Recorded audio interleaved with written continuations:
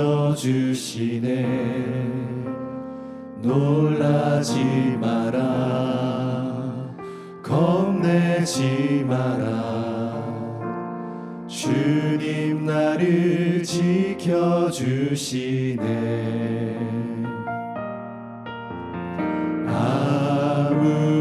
아무것도 두려워 마라. 주 나의 하나님이 지켜주시네. 놀라지 마라, 겁내지 마라. 주님 나를 지켜주시네. 내 맘이 힘에 겨워 지칠지라도 주님 나를 지켜주시네. 세상의 험한 풍파 몰아칠 때도 주님 나를 지켜주시네.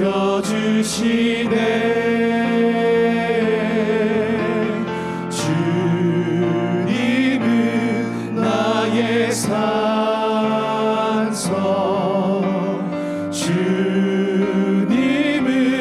나의 요새, 주님은 나의 소망, 나의 힘이 되신 여호와.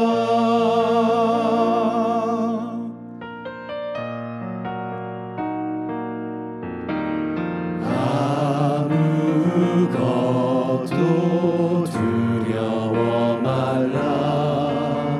주 나의 하나님이 지켜주시네.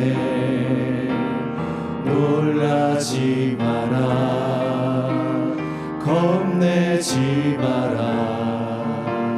주님 나를 지켜주시네. 내 맘이 힘에 겨워 지칠지라도 주님 나를 지켜주시네.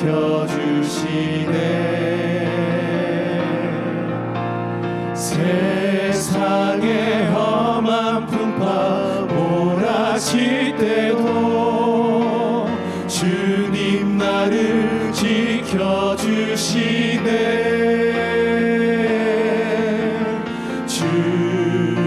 주님은 나의 산성, 주님은 나의 요새, 주님은 나의 소망, 나의 힘이 되신 여호와.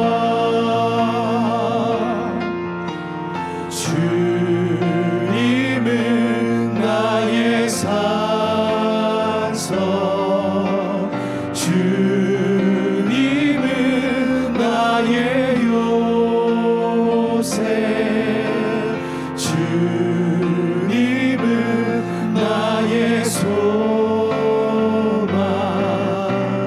나의 힘이 되신 여호와.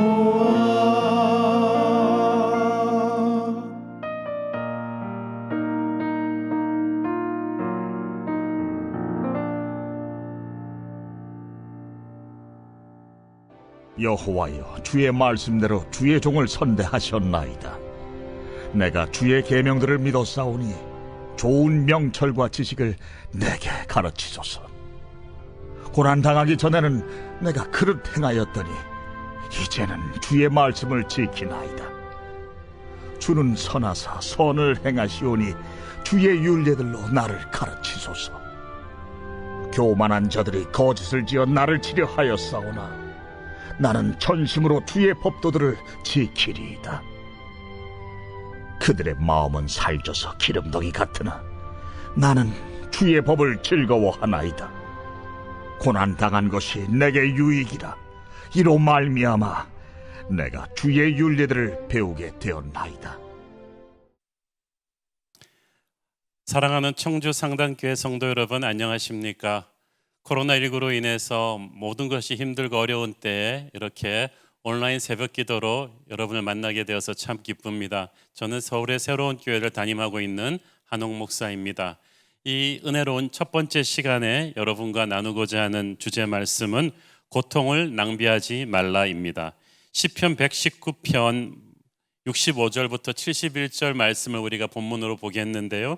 본문의 핵심 구절이 71절입니다. 우리 71절 말씀을 함께 한번 읽어보시겠습니다. 고난당한 것이 내게 유익이라 이로 말미암아 내가 주의 율례들을 배우게 되었나이다. 고난당한 것이 나한테는 고통인데 시편 기자는 유익이라고 말합니다.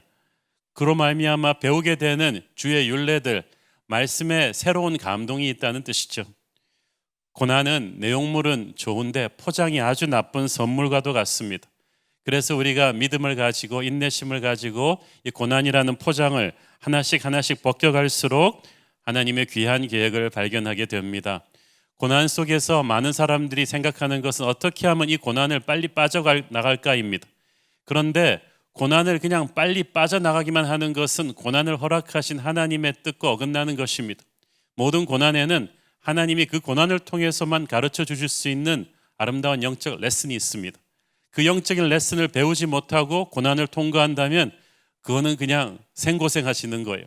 저는 그래서 그것은 고통을 낭비해버린 것입니다. 그래서 저는 오늘 말씀을 통해서 고통을 낭비하지 않고 그 고통을 통해서 하나님이 우리에게 원하시는 영적인 성장을, 영적인 성숙을 어떻게 할 것인가를 이 짧은 시간 여러분과 나누고자 하는 것입니다. 첫 번째는 이 고통의 때는 영원하지 않다. 반드시 통과한다. 그것을 우리가 알아야 됩니다. 시편 23편 4절에 보면은 내가 사망의 음침한 골짜기로 다닐지라도 해를 두려워하지 않는다고 했는데 한국어 성경을 보면은 내가 사망의 음침한 골짜기를 여기저기 헤매고 끝없이 맴도는 것처럼 표현이 돼 있는데 영어 성경에 보면은 I walk through the valley of shadow of death. 그러니까 사망의 음침한 골짜기를 걸어서 쫙 통과한다고 돼 있어요. 그 말은 무슨 뜻이냐 하면 고난은 영원하지 않다. 영원하지 않다. 반드시 지나가게 돼 있는 것이다.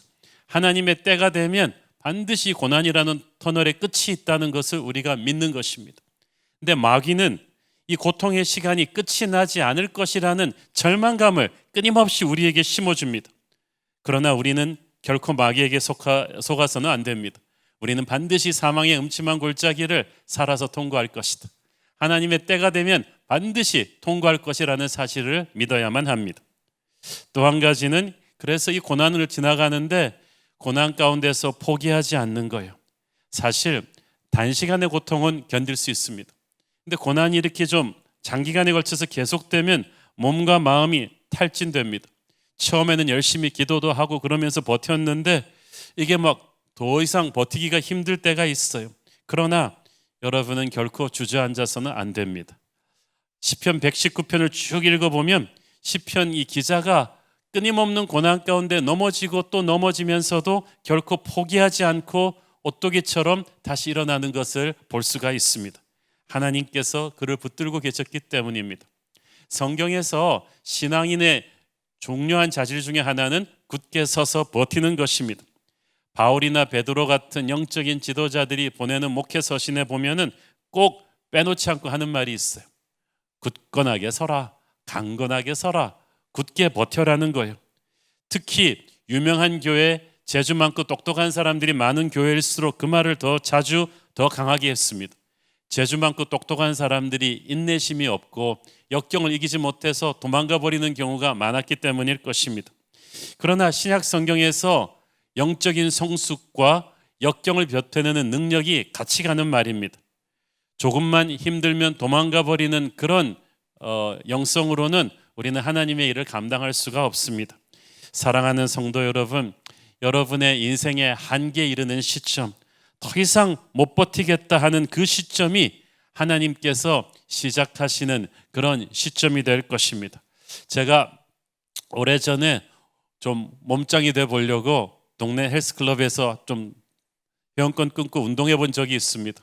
그래서 이것 들어보고 저것 들어보고 하고 옮겨 다니는데 그 헬스클럽 트레이너가 저를 물끄머니 보고 있다가 오더니 하시는 말씀이 선생님처럼 하면 말짱 헛것입니다. 그래서 무슨 말이냐 그랬더니 이렇게 운동을 할 때 이 정말 이 고통의 한계까지 이르는 근육이 끊어질 것 같고 가슴이 콩닥콩닥거리는 그 포인트가 있는데 그 포인트를 통과해야 그때부터 근육이 생긴대요. 그때부터 운동이 되는 거라는 거예요. 그런데 자기가 선생님을 가만히 보니까 이 기계에서 한참 하다가 좀 힘들면 그 다음 기계로 가버리고 그 다음 기계로 가버리고 그러면은 고생은 고생대로 하고 근육이 안 생긴다는 거예요. 너무너무 힘든 그 시점을 인내하며 통과를 해야 근육이 생기고 운동이 된다는 것입니다. 인생의 고난도 그렇습니다. 더 이상 못 버티겠다 하는 그 시점을 하나님의 은혜를 붙잡고 통과할 때 여러분에게 영적인 근육이 생길 줄 믿습니다. 세 번째 포인트는 이 고난 속에서 마귀에게 틈을 주지 않는 것입니다. 자, 내가 사망의 음침한 골짜기로 지날 때 해를 두려워하지 않는다고 했는데 여기서 영어 성경에 보면 I will fear no evil, 즉 악을 두려워하지 않는다는 말입니다. 보다 정확하게 말하자면 악한 자를 두려워하지 않는다는 뜻이에요. 고난도 힘든데 마귀가 반드시 고난 가운데서 틈을 보고 우리를 공격합니다. 우리로 하여금 고통을 더 확대 해석하게 합니다. 기억하지 않아도 되는 옛날 상처까지 다 끄집어내서 생각나게 하고 사람들을 원망하고 미워하게 합니다. 조금만 화났는데 그 분노에 마귀가 불을 지릅니다. 죽고 싶다는 생각이 들게 합니다. 생각지도 못한 사나운 말이 내 입에서 툭 터져 나와요. 굉장히 과격한 결정을 내가 툭 하게 만듭니다. 하고 나서 자기 자신이 놀랍니다. 내가 왜 이런 말을 했지? 내가 이런 사람이었나라고 놀랄 정도입니다. 그것은 우리가 고난 중에서 마귀에게 틈을 주었기 때문에 벌어진 일들이죠. 그건 우리의 정상적인 모습이 아니니까 걱정하지 마십시오. 그래서 그럴 때마다 여러분 고개를 흔들면서 말씀하세요. 이건 성령 충만한 하나님의 자녀인 내 모습이 아니야 라고 스스로를 찔러 깨우고 마음을 수습하고 나사렛 예수의 이름을 부르십시오. 예수님의 보혈의 권세를 주장하십시오.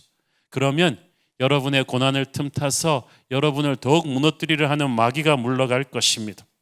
지금 여러분 가운데서 인생에 말할 수 없는 고통의 골짜기를 지나고 있는 분들이 있다면 용기를 내십시오. 가진 것을 다 잃어버리고 믿었던 사람들에게 배신을 당하고 망연자실한 마음으로 죽고 싶은 마음이 든다 해도 힘을 내십시오. 마귀에게 틈을 주지 마십시오. 모든 게 끝난 것 같지만 아직 끝나지 않았습니다. 눈을 들어 하늘을 보시면 주님의 손이 우리를 기다리고 있습니다. 오늘 주님이 여러분을 살리기 위해 이 자리에 부르시지 않았습니까?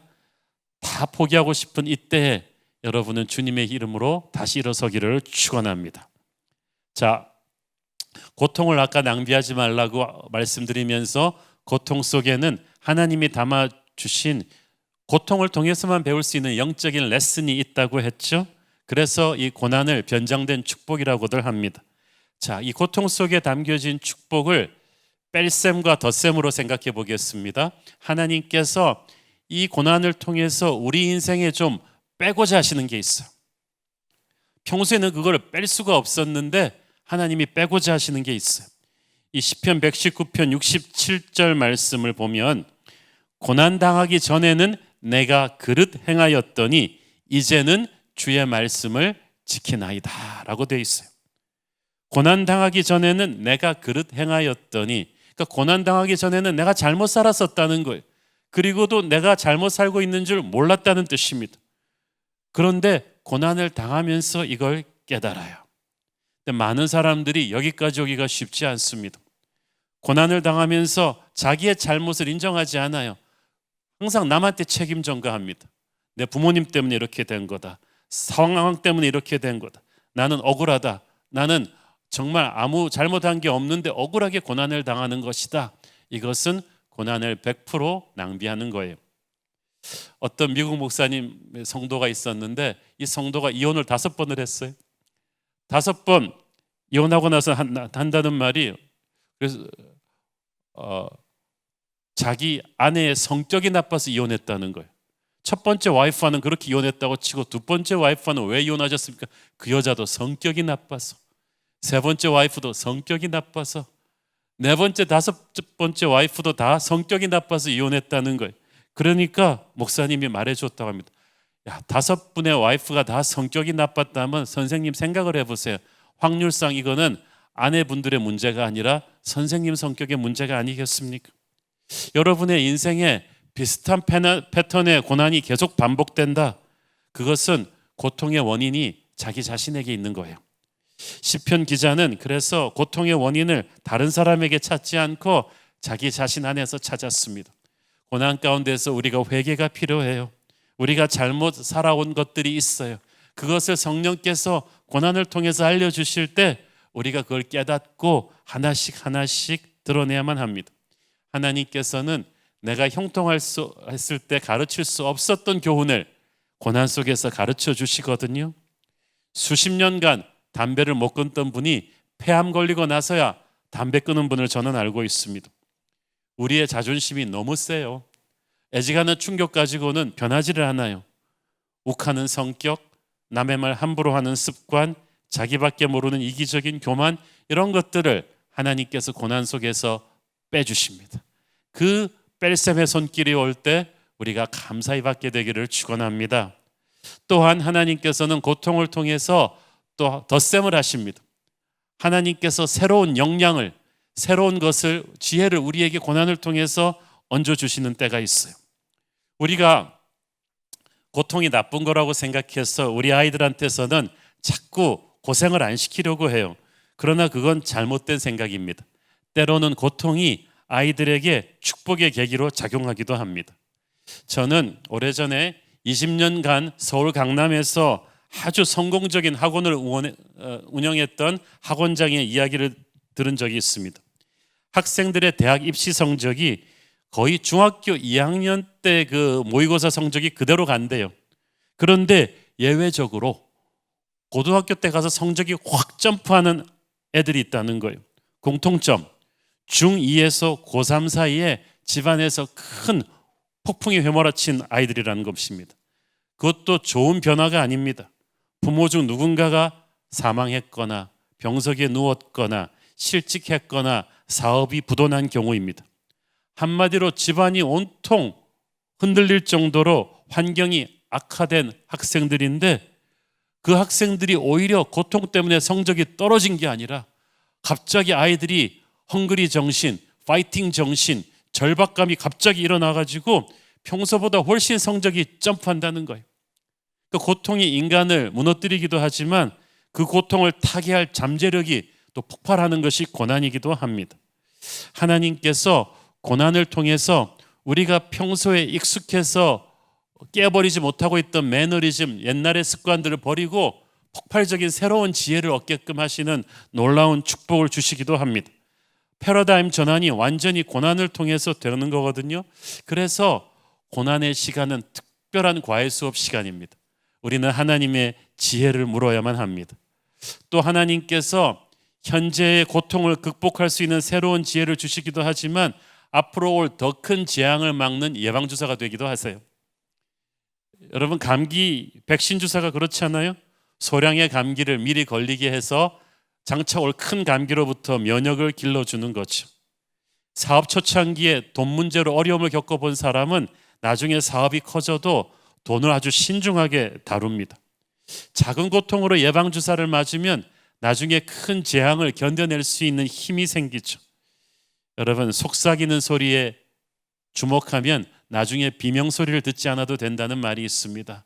고난은 여러분에게 다가올 수 있는 더 큰 폭풍으로부터 여러분을 지켜주는 좋은 예방주사가 될 것입니다. 여러분이 겸손하게 하나님이 주시는 새로운 지혜를 한번 배워보도록 하십시오. 이 고통은 우리의 인간적인 불도를 다 꺼버리면서 하나님을 깊이 알게 합니다. 때로는 우리가 하나님의 마음을 알 수 있는 유일한 길은 고난 중에 있을 때예요. 데이빗 시몬즈라는 유명한 상담 전문가 목사님이 계셨습니다. 이분의 아드님이 3살쯤 되었을 때 발이 선천적으로 삐뚤게 태어나서 정상적으로 걷기 어렵다, 운동선수가 되기는 어렵다는 그런 충격적인 말을 들었어요. 그렇지만 한 가지 방법이 있는데 매일 아침 저녁으로 아빠가 이 유리병을 들고 아들의 발목을 스트레이트로 계속해서 문질러서 마사지해 주는 거예요. 그렇지만 이것이 고통스럽기 때문에 아이가 비명을 지를 텐데 그래도 아빠는 어떤 일이 있어도 이 아침 저녁으로 이걸 해줘야 된다고 했습니다. 그래서 결심하고 시몬스 목사님이 아들의 발목을 붙잡고 아침 저녁으로 이 발목을 마사지해 주는데 아들이 너무 고통스러우니까 아빠 하지마, 아빠 그만해, 나중에는 아빠 미워, 아빠 왜 나를 싫어해, 그렇게 막 아빠를 때리기도 하고 울먹이기도 하는데 아들에게 모든 것을 설명해 줄 수 없었던 목사님은 울면서 기도하면서 그걸 계속했다고 해요. 세월이 흘러서 건강해진 아들이 학교 대표 테니스 선수가 되어서 펄펄 코트 위를 날아다니는 것을 보면서 아빠는 그때 그 고난이 정말 가치가 있는 것이었다는 걸 느꼈고 아들은 지금은 틈만 되면 와서 아빠에게 자기를 고쳐줘서 고맙다고 얘기한다고 합니다. 하나님이 우리에게 왜 이런 고난을 허락하시는지 지금은 이해할 수 없는 게 많아요. 하나님이 원망스러운 때도 있습니다. 그러나 우리가 그분의 선하심을 믿고 그것을 견뎌봐야만 합니다. 나의 아버지여, 나의 아버지 어찌하여 나를 버리셨나이까 라는 아들의 절규도 하늘아버지는 십자가에서 외면하셔야만 했습니다. 그것이 인류의 구원을 이룰 수 있는 유일한 길이었기 때문입니다. 고통 속에서 부르짖는 우리의 소리도 하나님이 그냥 듣고 계신 것은 우리가 모르는 크고 놀라운 뜻이 있기 때문일 것입니다. 그래서 우리는 하나님의 그 선하신 마음을 고난 속에서 더 깊이 이해하게 되는 것입니다. 그래서 이 고난 속에서 우리에게 정말 중요한 것은 하나님의 말씀이에요. 67절에 보면 고난당하기 전에는 내가 그릇 행하였더니 이제는 주의 말씀을 지키나이다. 세상 무엇과도 바꿀 수 없는 영적인 레슨을 통해서 이 사람은 이제 말씀을 순종하는 체질로 바뀌고 있어요. 시편 기자 옆에는 특별히 자기를 힘들게 하는 사람들이 많았어요. 69절을 보니까 교만한 자들이 거짓을 지어 나를 치려하였사오나 나는 전심으로 주의 법도들을 지켰다고 했습니다. 여러분, 세상에 그 어떤 고난보다 더 힘든 건 사람이 주는 고난입니다. 믿었던 사람의 배신, 내가 마음을 주었던 사람이 등을 돌릴 때, 나를 향한 거짓 루머들이 막 쏟아지고 할 때 정말 고통스럽지만 우리는 이때 사람들의 말을 신경 쓰지 말고 사람들의 환영을 보지 말고 하나님의 말씀에 집중해야만 됩니다. 상처를 묵상하고 씹어봐야 독밖에 나오지 않죠. 우리는 그럴 때일수록 하나님의 말씀을 씹어야만 됩니다. 5년 전쯤에 저희 교회도 한참 힘든 일이 있었던 때가 있었어요.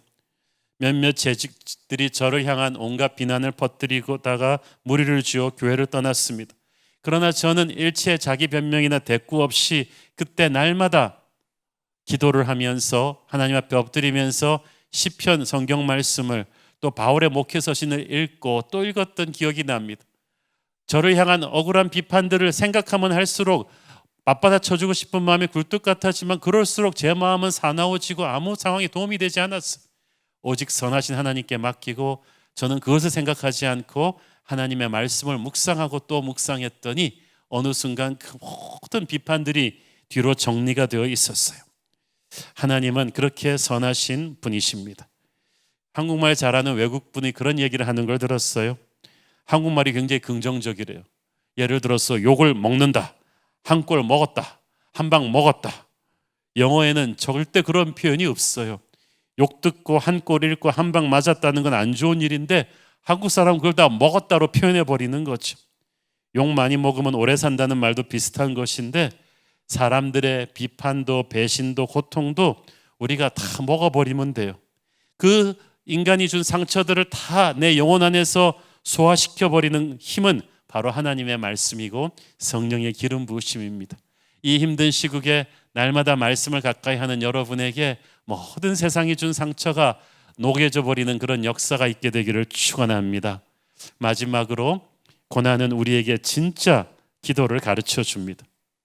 기도는 우리의 시선을 고통 그 자체에서 하나님에게로 옮겨주죠. 그래서 우리는 고통 속에서 반드시 기도를 쉬지 말아야 됩니다. 시편은 찬송시인데 또 기도문이에요. 그 시편의 반 이상을 다윗이 썼거든요. 다윗의 찬양은 이런 뜨거운 고통의 기도 가운데서 만들어졌어요. 여러분 주변에 기도의 용사가 있습니까? 모두 고난의 광야에서 눈물의 기도를 배우신 분들일 것입니다. 고난은 우리를 절망하게 만듭니다. 우리의 눈을 땅에서 하늘로 옮겨갑니다. 이 문제 내 힘으로 해결할 수 있었으면 벌써 해결했습니다. 그러나 내 모든 걸 동원해도 안 되니까 기도하러 온 거예요. 고난은 나를 인생의 끝으로 데려갑니다. 내 인맥과 지혜와 힘과 바닥나는 그곳에서 우리는 하나님의 영광을 보게 될 것입니다. 폭우가 쏟아질 때는 고통스러워요. 그렇지만 그러고 나면 깨끗해지고 시원한 시냇물이 흘러들게 되어 있습니다. 시련의 광야가 저와 여러분을 하나님께로 바짝 붙어서게 합니다. 여러분 인생에서 아마 가장 은혜로운 예배는 여러분이 가장 고통스러운 광야에 있을 때 드렸던 예배일 것입니다. 마음이 무너져 내리고 사람들이 나를 떠나고 세상이 홀로 버려진 것처럼 느껴졌을 때, 내 힘으로 할 수 있는 게 아무것도 없을 때, 기도밖에 할 수 없을 때 드리는 그 기도가 진짜 강한 기도입니다. 사랑하는 여러분, 이 힘든 광야의 고난 속에서 저와 여러분은 기도를 배워야만 합니다. 우리 모두가 기도의 용사가 돼서 이 고난을 통과하고 나오면 고통을 낭비하지 않는 그런 놀라운 축복의 존재들이 될 거예요. 세계 최고의 명품 바이올린 스트라디바리우스는 굉장히 한 20억, 40억에 팔리는 세월이 지나도 변하지 않는 아름다운 음질을 자랑합니다. 근데 이 스트라디바리우스를 만드는 나무가 히말라야나 알프스의 수목 한계선에서 커요. 세찬 비바람을 맞고 자란 나무에 그 모든 시련을 다 견뎌낸 나무가 비교할 수 없는 맑고 고운 소리를 내는 세계 최고의 명품이 됩니다. 고통을 하나님의 손을 잡고 잘 이겨낸 사람, 고통을 낭비하지 않은 사람도 바로 그렇게 될 거예요. 저와 여러분도 그런 고통을 낭비하지 않은 명품 하나님의 인생이 되기를 축원합니다. 우리 함께 기도하시겠습니다. 사랑하는 아버지, 은혜를 감사합니다. 지금 인생의 크고 작은 고난 속에서 신음하고 계신 성도들이 있다면 주님께서 위로하시고 격려해 주시고 내가 여기 있다 말씀하여 주시옵소서. 그래서 하나님이 주시는 명품 인생이 되게 하여 주시옵소서. 예수님 이름으로 기도했습니다. 아멘.